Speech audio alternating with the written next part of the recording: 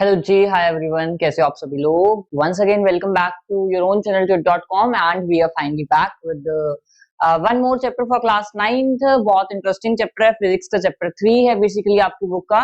Chapter का नाम है ग्रेविटेशन। आप लोगों ने थोड़ा सा ग्लिम्स देखा था, ग्रेविटेशन के बारे में पढ़ा था क्लास 8 में चैप्टर 4 के अंदर। डिफरेंट तरह के फोर्सेस में पढ़ा था हम लोगों ने, है ना, ग्रेविटेशन क्या होता है। कहीं ना कहीं हम उस ग्रेविटेशन को हम लोग बहुत इवेल्युएट करेंगे, थोड़ा बहुत डीप में पढ़ेंगे।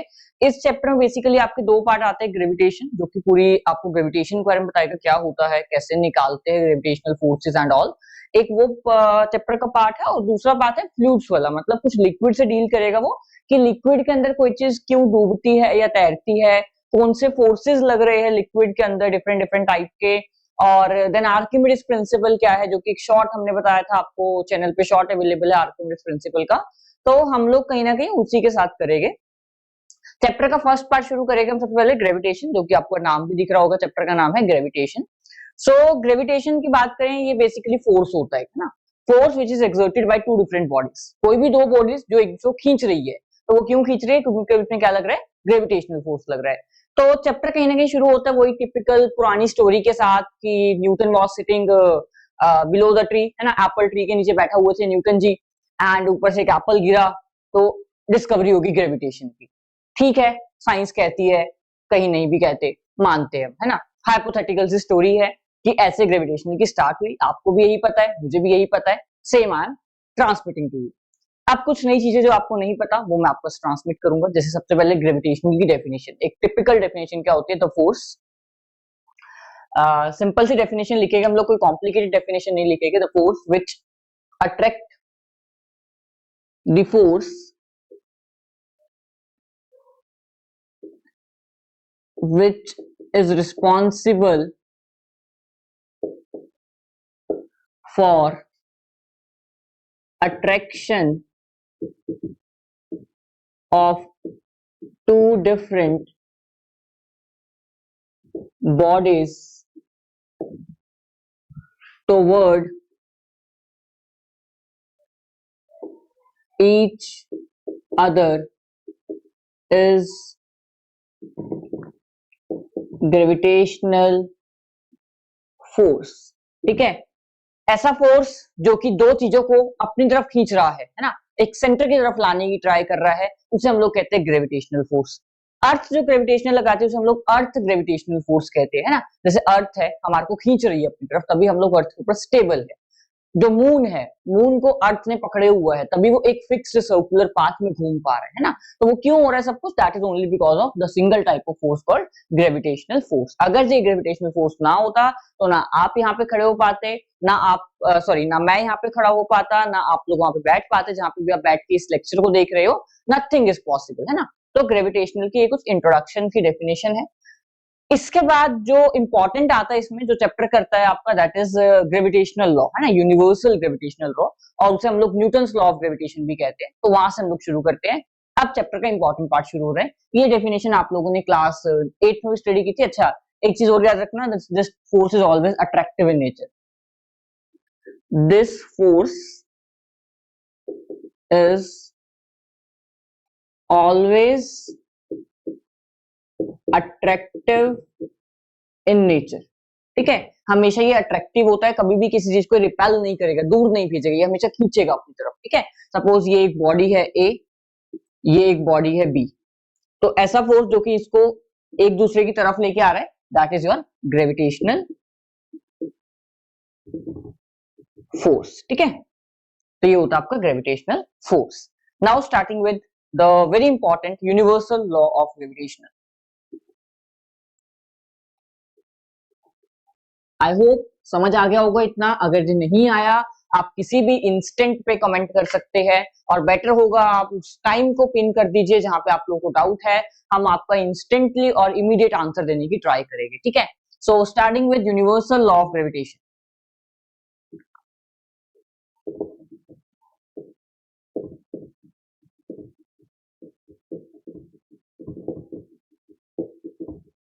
यूनिवर्सल क्यों, क्योंकि accepted all over the universe, accepted all over the universe, universe के आप किसी भी कोने में चले जाओ, ये लॉ आपको हमेशा वैलिड मिलेगा। And this is proposed by very famous scientist called Newton, so that is why it is also called Newton's law of gravitation. ठीक है, इसे हम लोग न्यूटन्स लॉ ऑफ ग्रेविटेशन भी कहते हैं। अब हम बात करते हैं यूनिवर्सल लॉ ऑफ ग्रेविटेशन की स्टेटमेंट क्या है। ठीक है, according to universal law of gravitation, let us see, check करते हैं कि रेड मार्कर विजिबल है आप लोगों को या नहीं। अगर जो नहीं होगा तो I will not use that. ठीक है, इज इट विजिबल? या विजिबल है। According to universal law of gravitational, the force between two bodies is directly proportional to the product of masses and is inversely proportional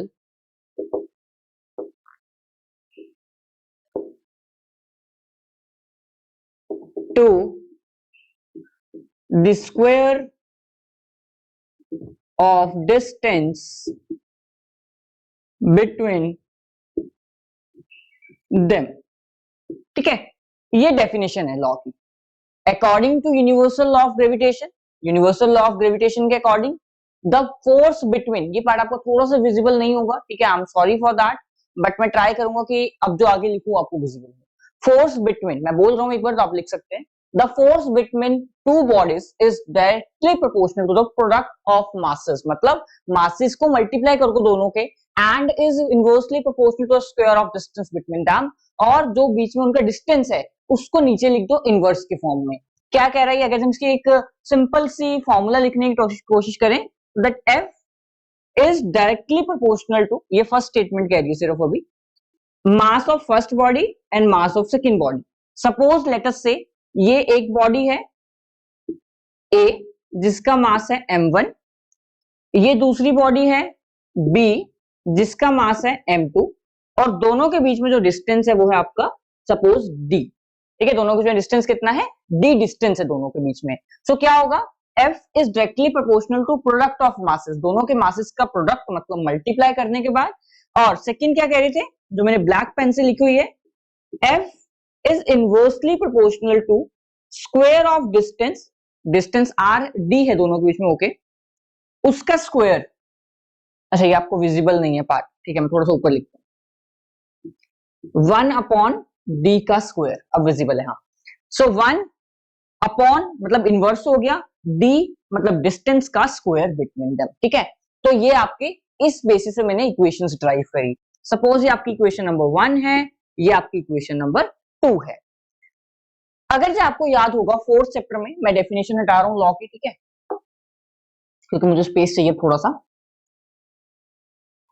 सो हम लोगों ने जब force का formula derive किया था from the second law of Newton, that is F is equal to M, में हम लोगों ने ड्राइव किया था D directly proportional to P by T, है ना, momentum, change of momentum upon time. तो हम लोगों ने कहीं ना कहीं कहा था कि जब भी हमें प्रोपोर्शनैलिटी का साइन हटाना होता है, हमें कोई कांस्टेंट वैल्यू लेनी पड़ती है ना। तो यहाँ पे भी हम कोई कांस्टेंट यूज करेंगे। लेट अस सी कौन सा कांस्टेंट होता है, आप लोगों ने बहुत सुना होगा उसके बारे में, बहुत फेमस कांस्टेंट है।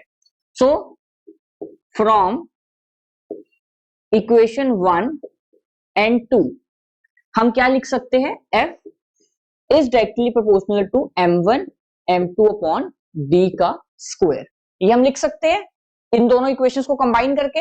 देन ये इक्वेशन नंबर 3 आ गई आपके पास। ठीक है, ये जो प्रोपोर्शनैलिटी का साइन है ना, इसे हम लोग ऐसे ही नहीं हटा सकते, बिकॉज मैंने बहुत बार देखा है बच्चों को कि क्या करते हो, प्रोपोर्शनैलिटी के साइन की जगह इक्वल टू का साइन लगा देते हैं, वो गलत होता है 9th क्लास में। ठीक है, सो ये भी प्रोपोर्शनैलिटी का साइन है, इसे हटाने के लिए हमें क्या करना पड़ता है, कांस्टेंट वैल्यू यूज करनी पड़ती है। And the very famous constant जो कि यहाँ पे यूज होता है, that is f is equal to, जैसे ये प्रोपोर्शनैलिटी के साइन से मैं कांस्टेंट लगाऊंगा तो ये सिंबल चेंज हो जाता है, इक्वल टू में g m1 m2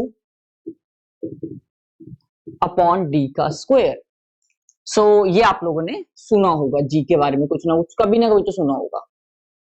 so G stands for gravitational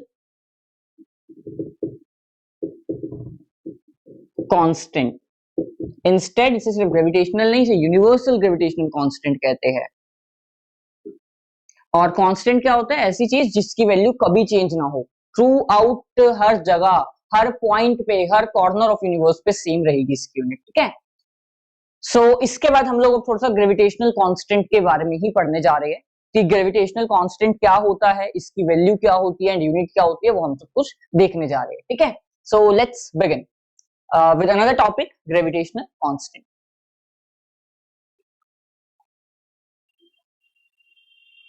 चलो जी, अब थोड़ा सा ग्रेविटेशनल कांस्टेंट के बारे में।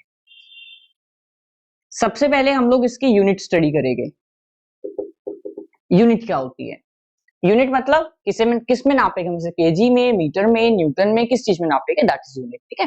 सो अगर हम बात करें फॉर्मूले की, F is equal to G m1 m2 upon r का स्क्वायर।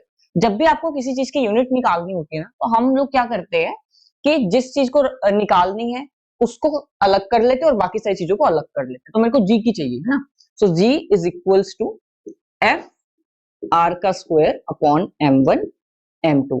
ये r का मतलब है डिस्टेंस, ठीक है, रेडियस या डिस्टेंस जो भी आप मानना चाह रहे हो। F को हम लोग किस चीज में मेजर करते हैं? अगर हम बात करें force, force is always measured in newton. Radius या फिर distance is in metre, but एक डिस्टेंस है, यहाँ पे दो है स्क्वायर, तो square upon mass of one is in kg, mass of two is also in kg, so this will turn into kg का square. so this is a unit of your gravitational constant, ठीक है। ये gravitational constant की क्या है? Unit है ये। Now comes is your value. क्या वैल्यू होती है इसकी? वैल्यू को आपको एज इट इज याद करना पड़ेगा। द रीजन बीइंग आपको हर एक क्वेश्चन में खुद पुट करनी पड़ेगी, ठीक है। So the value was given by another very famous scientist called Henry Cavendish.